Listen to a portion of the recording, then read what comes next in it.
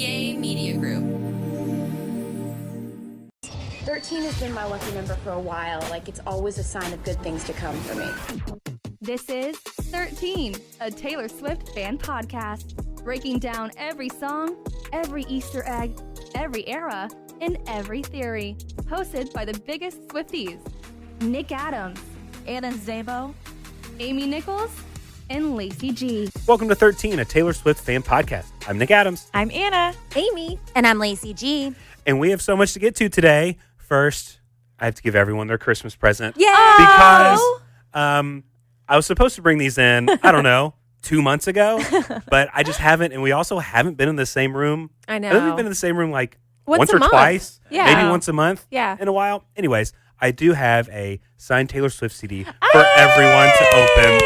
Thank So, you, Nick. Yes, Wow. of course. Merry Thank you so Christmas. much. Happy holidays. Yeah, here you go, Lacey. You can just pick your favorite.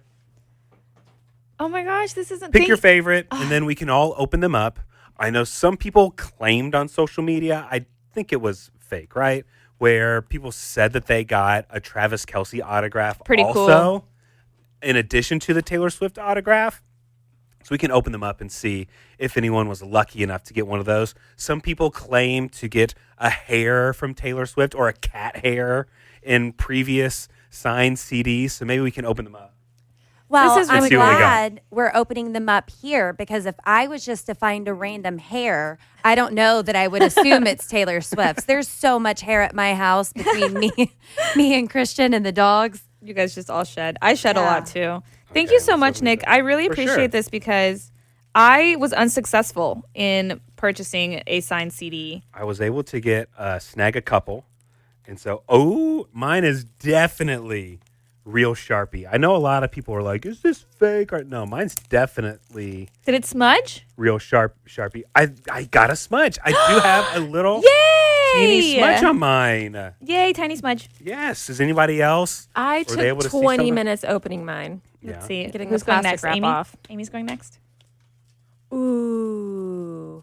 No Travis. No, No me either. hair.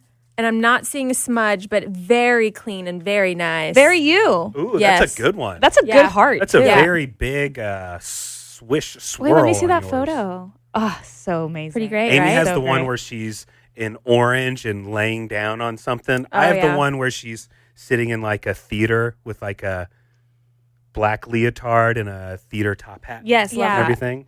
Lacey, do you want to go next? I opened mine. I have this gorgeous picture. Oh, I love of that. her in orange sequins and a very beautiful signature. Oh, that one's really clean also. No Travis Kelce signature. No. All right. Anna? Here I go.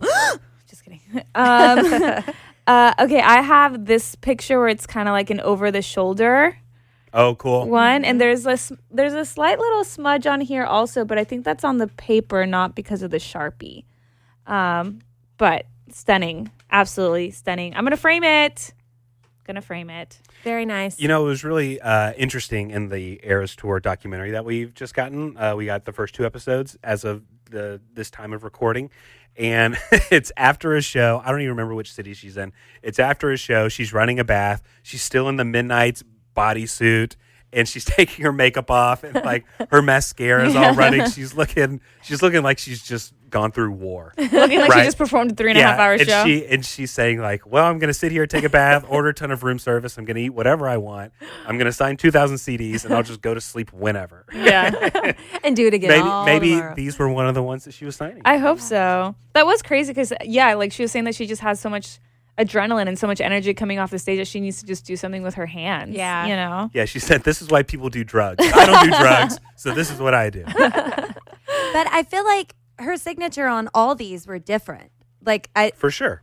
none of them look the same. Even whenever you're mass writing something, I feel like each of ours is uniquely different. Yeah, I Yeah. think so too. You know, I think I like the signature on Amy and Lacey's better than mine. Let me see why. I don't know. There's just like a bigger swoop. I I want don't to know see yours what again. I don't know what letter. Well, this is a podcast. Wait, you got a huge swoop. Yeah, but I feel like there's You didn't get a heart at the end. But I don't do think. have a smudge. I do have a smudge. So You I didn't do get like a heart that. at the end? No, I got a little heart. Oh, I got a okay. little heart. Anyways, we'll be okay. It's really cute. I've seen some Swifties get their hearts tattooed.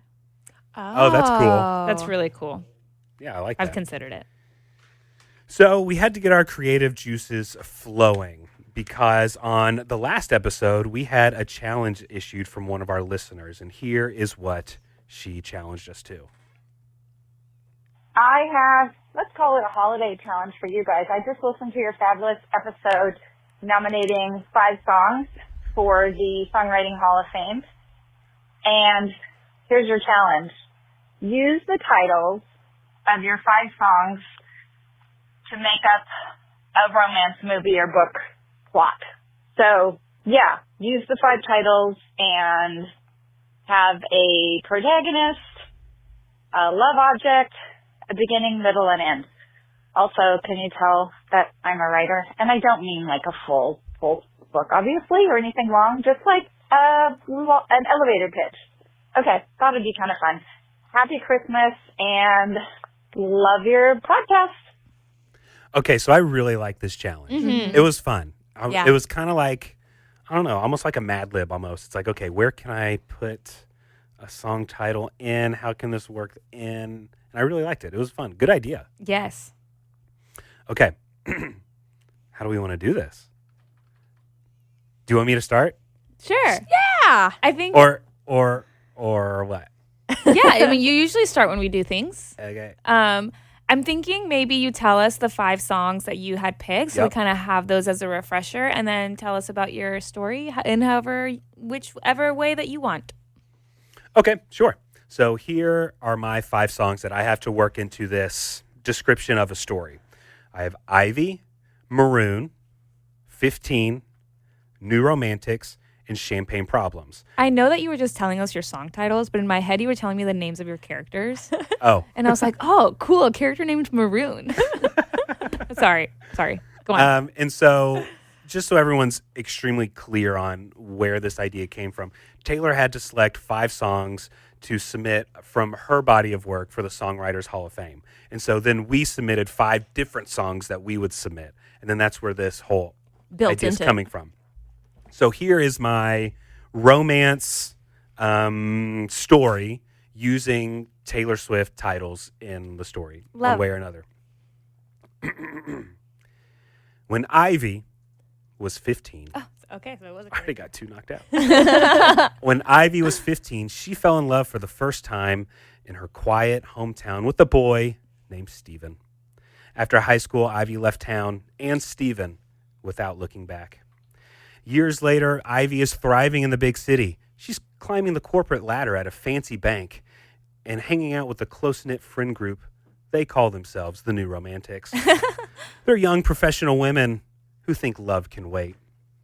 One night out, Ivy literally bumps into the last person she expects to see again, Steven.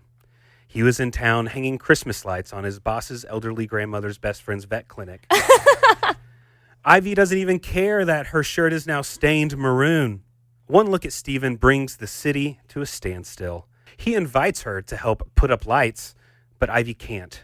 She has a crucial Q1 projections report due the next morning.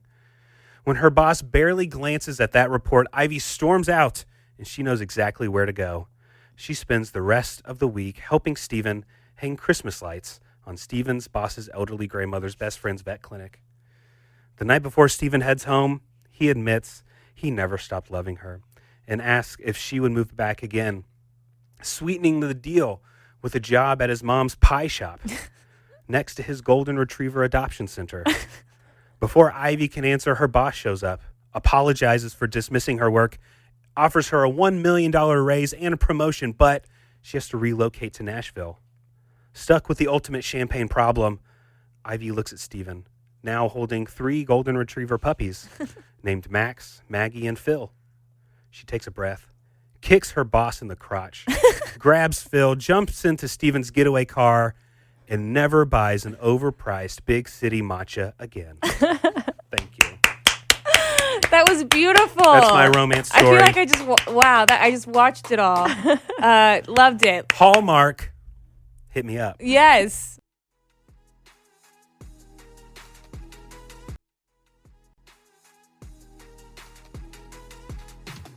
That was wonderful. I loved the elderly grandma's best friend's neighbor's vet clinic. They need Christmas lights too. Yeah, they do. In the big city. They do. That was wonderful, Nick. Thank you.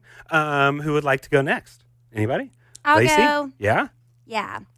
I have been in a holiday movie sort of trance lately. Those are always so easy to watch. And unlike Taylor Swift, I don't process things. I want to stay in the free and clear and easy. So I've been watching all these Netflix holiday shows. They're so great. And The it has a cheesier bunch the of better? yes. And they have a bunch of 90s stars now, which is just fascinating to go back and watch. But with all that being said, sounds like I should be very prepared and like really good at this holiday movie stuff, but so the songs that I have to use, the ones that I picked for my Hall of Fame for Taylor Swift, Last Kiss, You're on Your Own Kid, The Lakes, Begin Again, and New Year's Day. So mine's not going to be like Nick's. It's not, and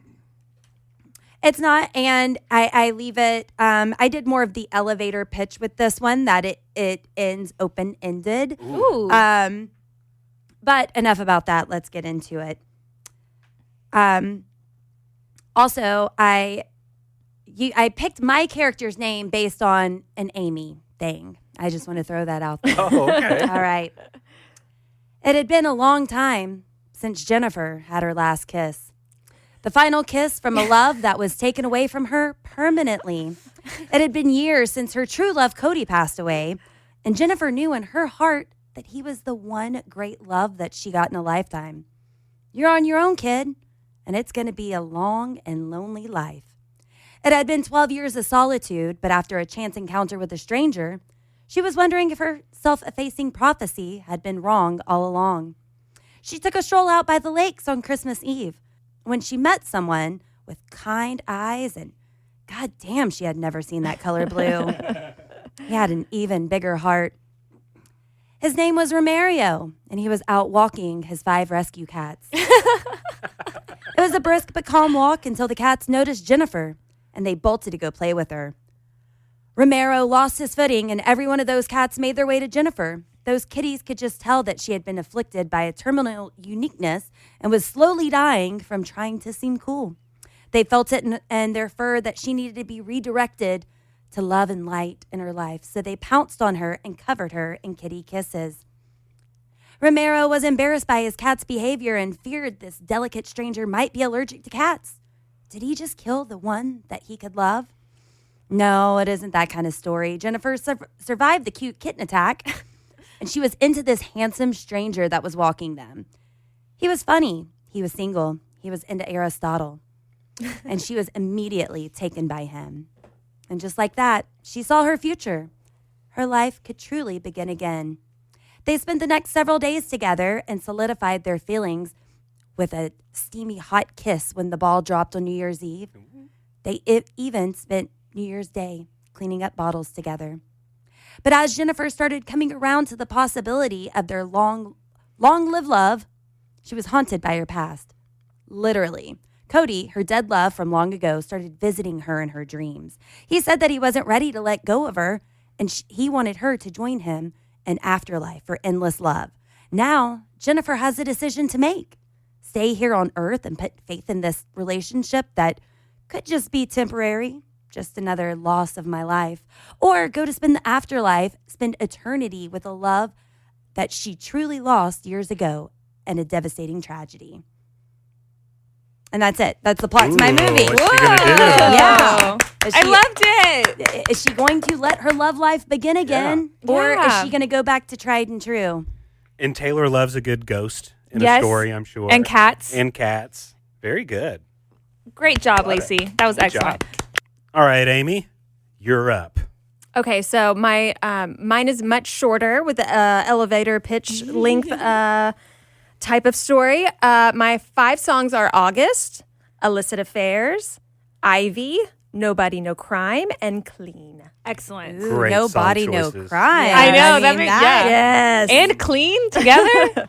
So this is a love that destroys everything. It started warm and careless, a summer lie they both pretended was temporary. Then, secrets piled up, glances lingered too long, someone noticed.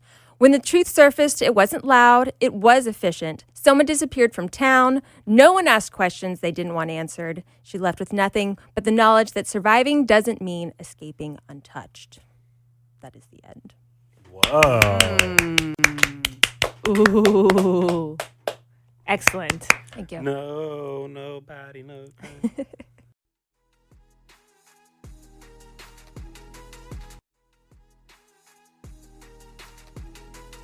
All right, Anna, you're up. Okay. I fear that I maybe interpreted the challenge slightly differently because mine's a little lengthy. Oh. I think I missed, I thought mine was long. I think I missed the part in the voicemail where she said elevator pitch. That was my favorite part. So I apologize. Mine is a novel. All right. I can't wait. Should we all take a seat? Yeah. Okay. So my songs were All Too Well Snack Size, You're Losing Me, You Are in Love, Our Song, and The Man. And so I have named my two characters Ellen and Jared. Okay. Interesting name choice. Well, for the girl, I was trying to think of something in the Taylor Swift universe without a character that already exists, and I thought of her cat Meredith, and who's played by Ellen Pompeo. Love it. Jared, the boy just needed a J name. The girls get it. Okay. Part 1, Our Song. Part 1? Good Lord. Sorry, y'all can go home. No, I can't.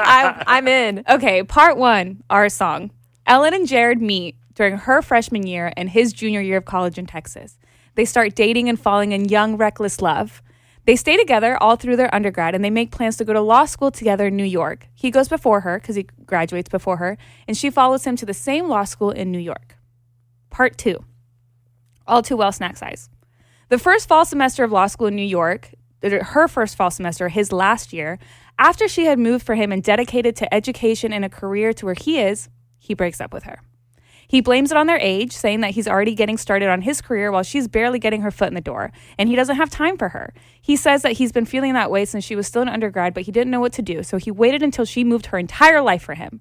He says that he's more mature, ready for the chaotic and busy New York lifestyle while she's stuck in her love-struck young Southern love mentality, despite the fact that she's worked just as hard, if not harder, to be where she is now, getting her law degree. She's angry. Part 3, The Man. He graduates that following semester and starts working at some big fancy New York law firm. She dedicates her time and her mind to being the top of her class and graduates on time 2 years later. After her graduation, she gets a job offer from the top firm in the States, which also happens to be the one that he's at. She takes the job, not because of him, but because she knows that she can succeed there. But as an audience, we can't help but wonder if maybe there's a part of her that's hoping for a rekindling. In her first 6 months, she questions where she stands with him, especially because he can't help but just be flirty with her while she's there. And then in due time, he delivers a big speech about how he's nothing without her and he made a big mistake in letting her go. He didn't cheat on her or anything like that. He just made the worst mistake of his life. And she is flawed, so she takes him back. 6 months later, they're happy and they're in love and they've moved in together. But now they're up for the same promotion. Ooh. And she gets it.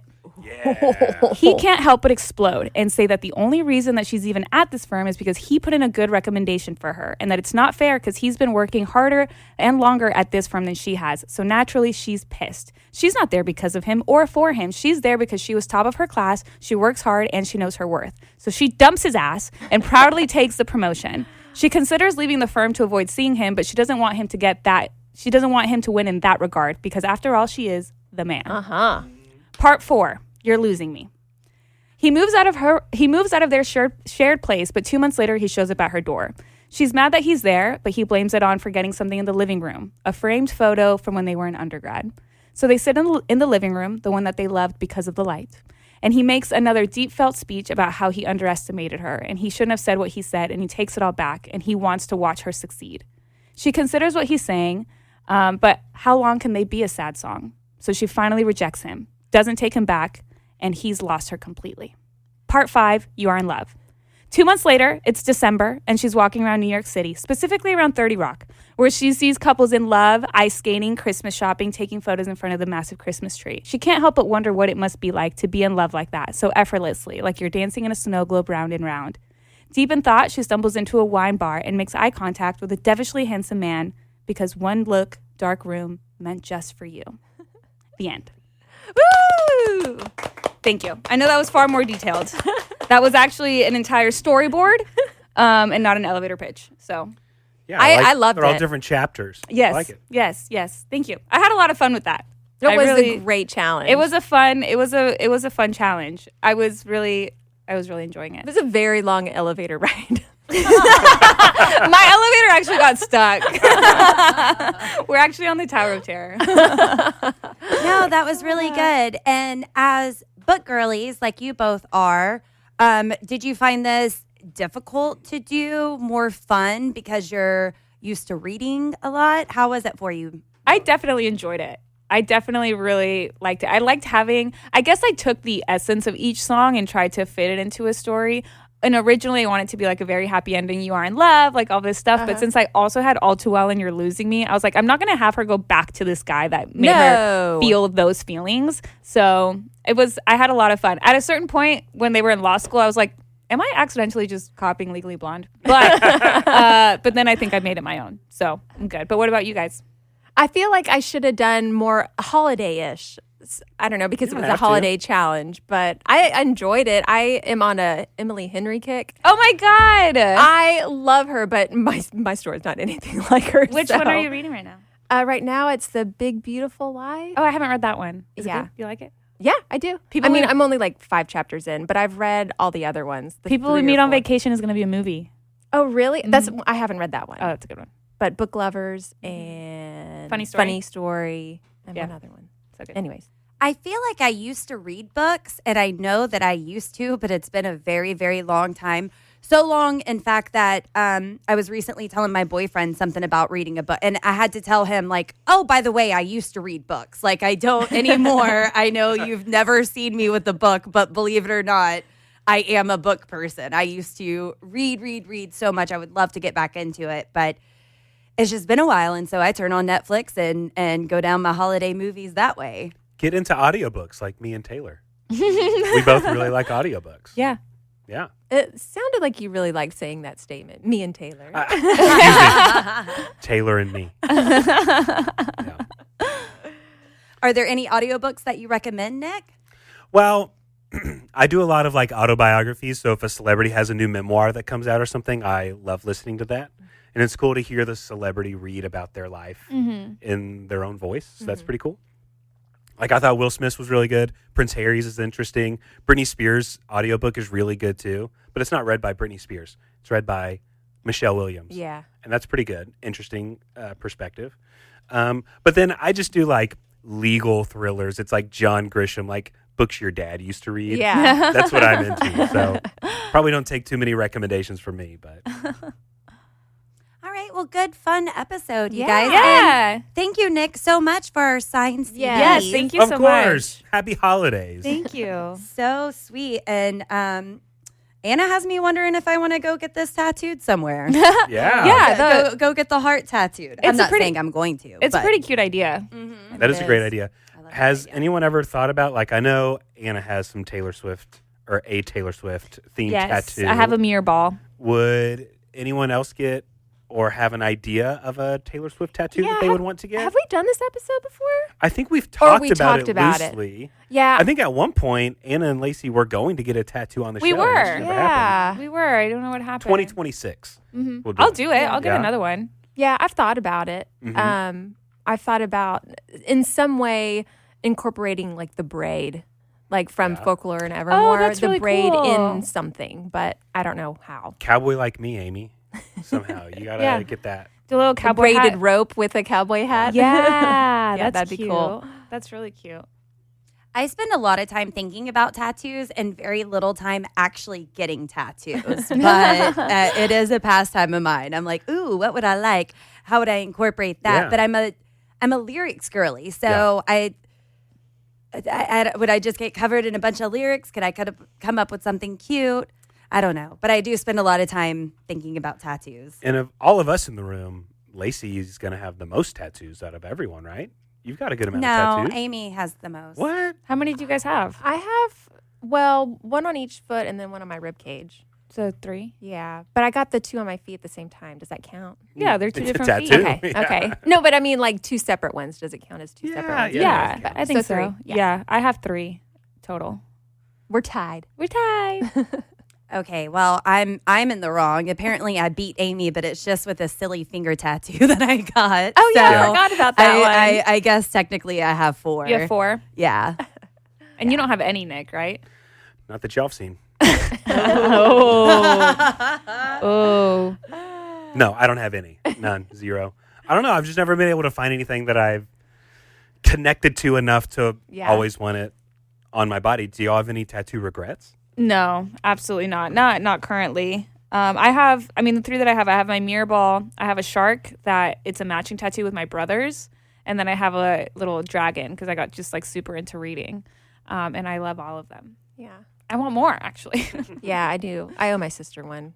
I don't know if I mentioned it before, but we were supposed to get sister tattoos, and I made her go first, and then I backed out. So I owe her one. That's funny. Regretful tattoos. I have a tramp stamp. They weren't called tramp stamps whenever I got it. Hey, be proud. Yeah. Be proud. No emotional ties to the fairy that is on my tramp stamp. So, yeah. Let's hear from our listeners real quick from our Google voicemail, 689-214-1313. We have a Lobster to call and share a feeling that most of us can understand very deeply. You guys crack me up. You're never going to have a voicemail.